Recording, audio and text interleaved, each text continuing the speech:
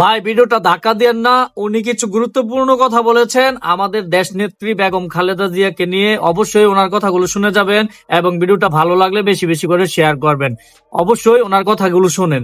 একা বন্দি থাকতে পারি না, 3বার ডিবি আমাকে গুম করেছে।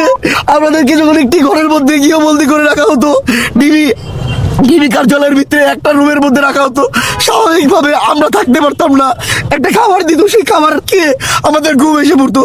খাবার দিত ভাতের সাথে মিশাই, আমরা জানি না খেতে হবে, সেই খাবার খাওয়ার সাথে সাথে ঘুম এসে পড়তো।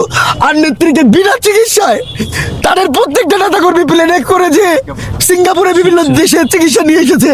আমাদের যিনি অন্যায়ের কাছে আপোষ করেনি, আপোষের নেত্রী, তাকে বিনা চিকিৎসায় ঘরের মধ্যে তিলে তিলে শেষ করে দিতে চেয়েছিল। আমাদের ডাক্তার রফিক সাহেব বারবার বলেছে যে তাকে বিদেশে চিকিৎসার জন্য দেওয়ার জন্য আমরা আন্দোলন সংগ্রাম করেছি, তাকে বিদেশে চিকিৎসা দেওয়ার জন্য। তাকে কিন্তু চিকিৎসা নিতে দেয়নি। শেষে একটি কথা বলি, আমাদের নেত্রীকে দেখুন, আমাদের নেত্রী অন্যের কাছে আপোষ করেনি। দেখুন সে কতটুক, মানে কি বলবো, কষ্ট নিয়ে সে তাকে বিদেশে চিকিৎসা নেওয়ার জন্য তাকে এবারও বলা হয়েছে।